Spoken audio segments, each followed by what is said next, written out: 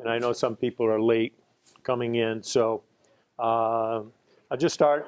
What I've done is I've given a handout here that deals with a lot of how you do EFT, the procedures to go through. There's some affirmations at the end. There's EFT wording, and I'll be going over this. You can write on the back when we actually do some of the EFT, but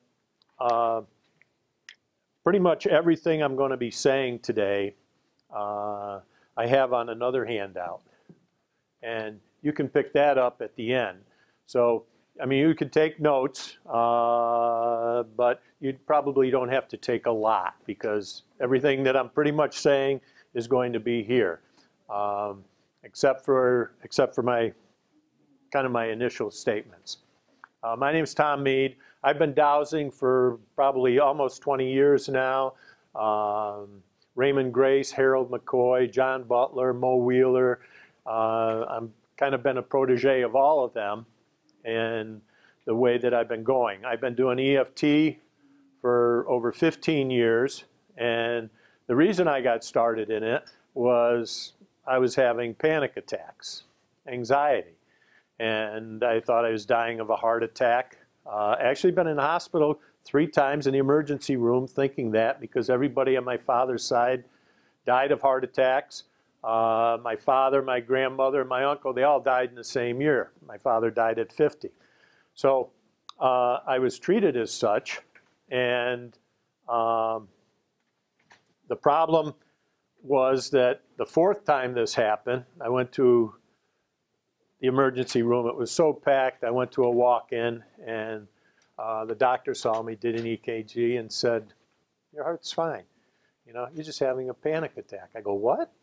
He says, "Yeah, your anxiety." He says, "Here, take these, you know, call the doctor on Monday, and, you know, you can get a prescription for them and whatever." And I took them, and I said, "Whoa, I don't want to do this." So I got a hold of a psychologist in our area, and I told him, I said, I don't want to do any drugs. I don't want to get anything that, can you help me? So we started doing EFT. And we're doing it for about almost 3 weeks, 2.5 weeks, and nothing. And I'm going, well, geez, I don't know if this is going to work or not. And he was focusing on my life. I had a good-sized company, very involved in the community, the United Way. I was the chair. I was running fundraisers for a Boys and Girls Club on their board. I had started a state organization running an annual conference. I was on some boards. I was a chair of a health and welfare trust for a construction organization. And so that's what his focus was. And, you know, I'm kind of feeling frustrated, and we started kind of talking about my dogs. And we have Great Pyrenees dogs, and had 2 that lived very old, and they had a litter, and their son was 11 years old. He was doing great. In a matter of 2 weeks, just went downhill and died. And, you know, we were talking about it. I said, geez, you know, if I'd seen it coming, I could have done something about it. And we're tapping on this, and all of a sudden I'm bawling my eyes out. And that was it. That's what it was. And it was gone just like that. And I said, whoa, I said, this is great. So what I did, Gary Craig, who really kind of developed, some people had been doing versions before, but he developed emotional freedom technique. And when he started it, he had on his website, a user's manual. It was 75 pages. You download it for free. He had an instructor's manual that was 150 pages. I downloaded them both. I started reading. And then when I went to a training session in Chicago for 3 days with them, about 4 months, 5 months later, I went to 2 days in Connecticut. And I said, this is great. I want to do this. And 2 months later, I taught my first class. And so I was teaching for several years. And in a classroom, it's difficult, especially people carry some really deep emotions, and they can be very traumatic. And so it's hard in trying to work with people in a classroom. On one-on-one, it's fantastic. And so what I hope to do today is to give you the means, show you how you can do it, how you can start dropping down these emotions that have been plaguing you for the rest, all of your life. And some of you say, well, you know, my first class, I had an older friend, and at that time he was, I think, 76 years old. And he was a world-class triathlete. And, you know, the whole class, he couldn't come up with, he says, I don't have any issues. I don't have any issues. And I'm thinking, geez, you know, if you're over 30 years old and you don't have 200 issues, there's a problem, okay? Now, you have major issues, and those are the big ones. Those are the ones you want to get out of the way, whether they're in your conscious mind or your subconscious mind. A lot of them are put away in the subconscious mind, the ones that are severe. The child abuse when you were young, post-traumatic stress, whether it could be an accident or it could be a serviceman that was in the war, those types of things. So today there are literally websites all over. And I know Gary Craig, and you'll have a list at the end of the sheet here that lists a great bibliography of people who have websites, who have tools that you can go to. But there's literally thousands of areas. If you pick an issue that you have, you can go to, and that what they've done is they developed the wording. But the wording can be very simple. And when we go through something, it's important that you follow the rules to begin with. And once you've got it, you break the rules. It's like anything. It's like dowsing, all of that. You go where your inner self tells you, okay? But it's important to get it, to understand it to begin with. So many years ago, Earl Nightingale, some of you may remember him, he had a great radio voice. He started Nightingale Conant motivation tapes. Dwyer, all these guys that have done motivational tapes have done a lot of them with Nightingale Conant organization. Well, Earl did one once, which was called The Greatest Secret.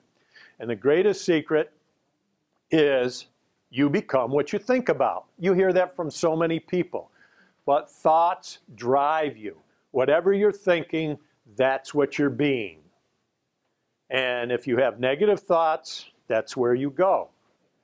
And the interesting thing is that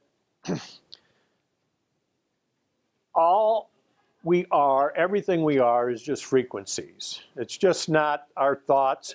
Einstein said thought is energy. So our thoughts are as much of frequencies as everything else around us. Nothing is solid. You get to the subatomic level and it's still just frequencies. And Bruce Lipton, you've heard about Bruce Lipton before. Most of you know him. He's a bioquantum physicist. And he stated that the real brain of a cell is not in the nucleus. It's not where the DNA and the genes are. Because you can take the nucleus out of a cell and it can still live. The only thing is it can't produce. It's still alive. And it's much like a woman would say about a man. A man's brain isn't up here. You know, it's down here. And the brain of a cell really is the cell wall. And it's what the cell wall allows in. And the cell wall allows in things like trauma. Okay, it can be the physical. It can be environmental. It can be toxins that you're exposed to, chlorine in the water and or mercury in your fillings. If you have radon, anything's toxic chemicals underground, those types of things, pesticides, herbicides you get in your food, those can affect you, okay? So it can be nutritional as well, what you eat. But it can also be emotional. Thought is energy. So it's those frequencies, and they can enter the cell wall, and they impact the cell wall. And the other thing about our body is that it doesn't matter if you break a finger, it's not limited to the cells in that area. Your whole body knows that, recognizes it, records it. And it's the same with these emotions. The next step that we take is, and we know, and I mentioned last night, if you were there, the medical paradigm is two things. It's surgery and prescriptions. And surgery is great. Surgery does wonderful things. But prescriptions, the great majority, the far great majority, doesn't cure anything. There's no money in curing things. All it does is it deals with the symptoms. So it keeps you going. And that's the object of the medical industry. But practically all physical illnesses and diseases have an emotional basis to them. There are emotional issues. And they specifically deal and push us into this unwellness theater. And when you get rid of those emotions, you can cure yourself. And I firmly believe, and I know a lot of you do, that you can cure yourself of all things. But again, the medical paradigm and so many people you see out there is, it's not me. I need help from outside. You know, we all have our issues and we need to be helped. And that's what doctors do. Well, all you got to do is look at doctors out there, and they're no different than anybody else. They smoke, they drink, they're overweight, and they're telling you what to do. When you get a really healthy doctor, he's probably more tied into the holistic realm. And a lot of them are starting to move that way. But it's very hard in the medical industry. It took years for chiropractic to be accepted. And we know in the past, if you've been on the walks with Trent for the springs here, that, you know, the doctors used to prescribe stuff here, and it was accepted. And I think as late as in the early 60s, it was still accepted as insurance. You could be given a prescription, and this would be taken care of, but it doesn't happen here anymore. And that's how far the medical industry has driven it. I mean, we see it in the Veterans Administration as well.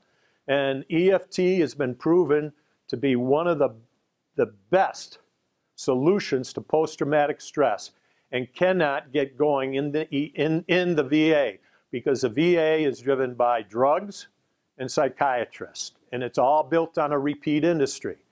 You'll see a psychiatrist for the rest of your life, and you talk to some of these vets, and that's all they do. You know, that's all that they'll be accepted, because that's where the money train is. And EFT, I know Gary Craig, he's got a great video out there where they took 5 vets that were, one was into drugs, one was an alcoholic, one was basically suicidal, another was an abuser, and another had a violent, and had guns and everything, and his whole family just feared him.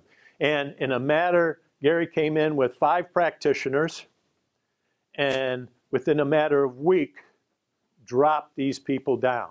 And that's the great thing about EFT. When you've got these deep-seated, the top issues, when you release them, they're gone. And they don't come back. They don't come back unless you bring them back. Intent will bring you back. It's intent. Intent is everything. And that intent in dowsing and just about everything you do. It relies upon you. And so too often people are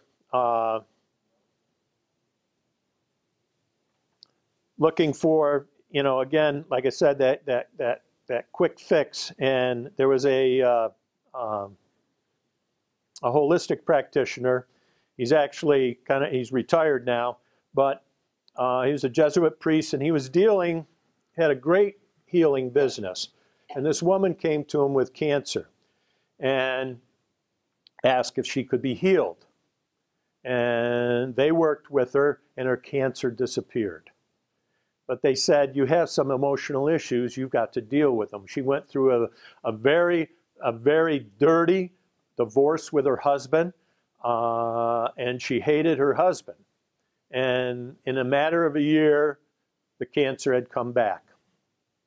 And she came again and asked, can you help me? And they said, well, we'll see what we can do. And again, the cancer disappeared, but they said, you really have to address this emotional issue. you have to be able to let it go. And she couldn't. She had that hate. So her husband was no longer involved in her life at all, and he was going to kill her because she was going to let him, because she would not let go of that anger and hate. And that was eating at her, and it was feeding her cancer. And so when you think about that, just a quick question. Was everybody here at the Donna Eden's last night? Pretty much? Okay. Okay, so I don't want to go over what Plato said in 380 BC. And basically he was chastising doctors then that if you don't address the soul, the emotions, then it does no good to try to get the physical cure. You have to deal with the emotional cure first. And I've seen it here too often. You know, people come here and they want other people to heal them. And it really doesn't work that way, because if you're not open to it, if you're not a participant in it, then it's not going to happen. And if it does, it's not going to stay. Because it can go, and the next thing you know, it's going to come back as itself, or it will come back in another illness or a disease. When we look at the diseases out there, and again, I get back to the medical paradigm of healing. The biogeneticists have worked for years on trying to get the whole human gene structure, the genome structure, so that they can manipulate genes so that they can cure the diabetes, the breast cancer, the sickle cell anemia, those diseases that are caused by genes. But there's people that have those genetic structures that don't come down with the diseases. Why don't they? And the doctors name that the placebo effect. That's what they say for everything. Everything that you people do, and the people who are healers that have worked with people to help them heal themselves, you know, you're placebos. That's all you are to the mainstream. But that's not true. And so you can heal yourself even of diseases. And it's letting go of those emotions. So there are a lot of things that you do. Now, when I see a client, the first thing I do before I ever see him is I have a list that was developed by Raymond Grace that I've made changes to or additions to from John Butler. And you go in, and what I do is I dowse to make sure that they're not coming in with any issues that are going to impact me, but it helps release those things so that they're coming in and they're more likely to be more open and ready to accept and to work with me so that they are going to be able to heal themselves. And so a lot of people, and I think you actually have heard some of the speakers say that, you know, in their attempts to work with people that they've run into these issues. And I have myself back in the very beginning, a couple of friends of my wife, she plays softball with, they were,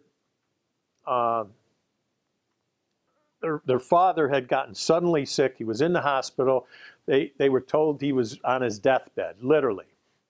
And so I came home from work one day and I go, okay, you know, I'm gonna do some dowsing and see what I can do, you know, to release. And he had these negative entities and energies, and I hadn't protected myself. So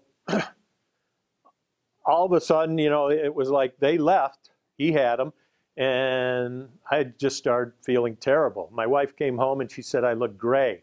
I said, I tried dowsing, I can't dowse. I asked her to dowse, she couldn't dowse. And so we just kept working. Finally, I called on St. Michael, and it was gone. And what I did is I didn't protect myself going into it. So if you're a practitioner and you're looking at working with EFT, you want to make sure that you're protecting yourself going in. The other thing I do, and there's charts upstairs in the bookstore, are emotional issues, and I'll go in and use those charts to see if there's an emotional issue that needs to be addressed for that person that I'm going to see, and I work with that before clearing that before they come in. The other great thing that I do and that I feel in dealing with people is I typically within the first 5 minutes to 10 minutes can get to their core issue, what their core issue is. And that's important because once you get to the core issue, then it's easy to start going through the process of starting to do the EFT and do the clearings, okay? Are you saying that EFT won't work until you deal with your emotional issues, or it will help with your emotional issues? It helps with your, it resolves. That's what, emotional freedom technique, you know? Okay, so the other thing about the clearings is that not only do I make sure that I'm clear, but that when I have a client come in, I want to make sure, and with Donna Eden, you saw many of the things they do last night. Well, just simply doing meridian washes. We follow the meridian patterns. Very simple. You're just doing these, you know.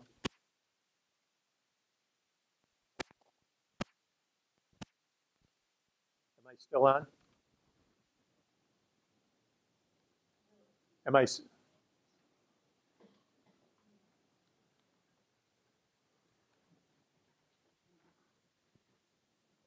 you're good. Okay.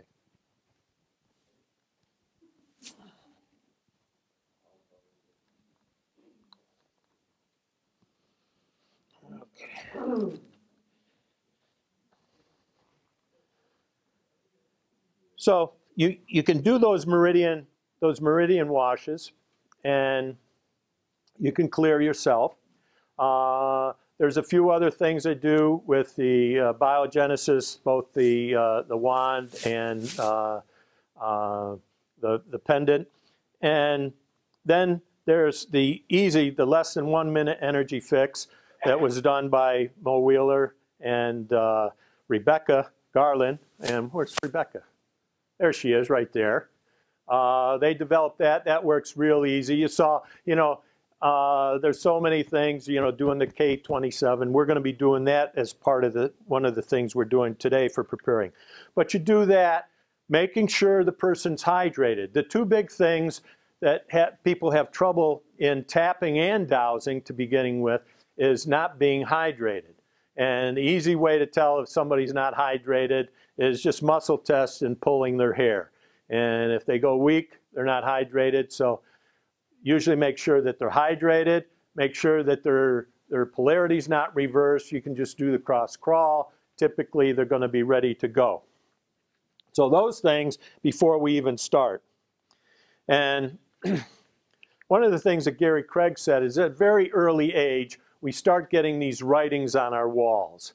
We're told, don't do this, don't do that.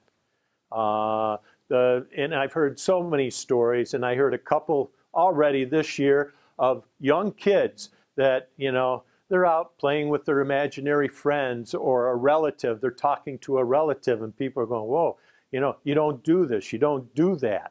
And there's dowsers that did that were dowsing when they were young or talking, and they stopped doing it until later in life they got back into it and recognized, you know, the actual abilities that we have. We can do anything, and I firmly believe that. You can be clairvoyant, you can be psychic, you can be, you know, a healer. You can do all of this, all of these things. We have it within us. But we've had these writings on our wall, and they don't just start and stop with our parents. They go on with our siblings. They go on with our classmates, our teachers, our professors, you know, all our employers, and all walks of life.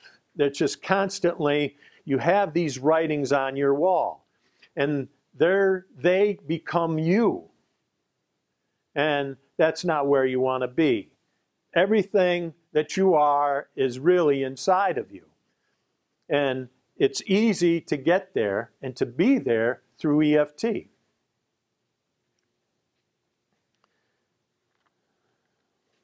So typically what I do when I see a client, unless they've come to me for a specific issue, I do EFT, biofeedback, reconnective healing, dowsing. I use a photon sound machine. I usually will dowse to see what they need. And lots of times it comes back biofeedback and EFT. And the great thing about that is, well, the biofeedback is going on, I can be doing EFT with them and teaching them at the same time. And my intent is that when someone leaves, it's very seldom do I get a repeat client. Some of you might say, well, that doesn't speak highly of you, but that's my intent. Because with EFT, you're given the tools so that you can now do it yourself. And once you feel comfortable, it's just a continuation process. It's like dowsing. The more you practice it, the better you get at it. And often on something that needs to be released, and I'll talk about trigger, points at the zit point that Gary Craig calls it. As you're tapping and when you have a release, there'll be a physical reaction. And for me, I'll yawn. And if I'm tapping on something, it might be, even though I had this chocolate this morning, the negative effects on my body, I don't need, and I choose to let go. And I'll yawn, and it's cleared. It's done. And chocolate. It's because I love chocolate, but caffeine isn't good for me. And sugar.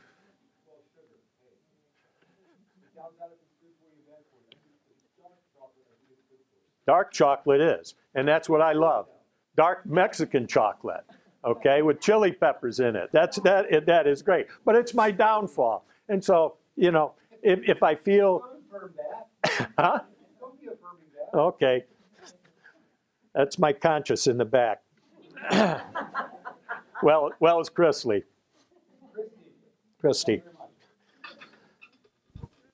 And so typically these emotions that we carry, the really hard ones, are 5 years or older. And some of them are past life as well, that we've carried forward that are negatively impacting us now. So once you get by this, and it's getting your ego out of the way, just like with dowsing, you got to let your ego go. And so often, I'll have people that might come in, and the first thing they'll say is, well, geez, this is great.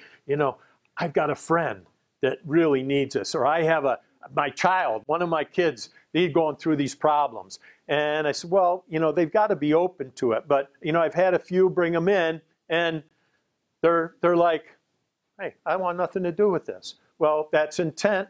Their ego's up at the top. It's not going to work. There's no way it's going to work.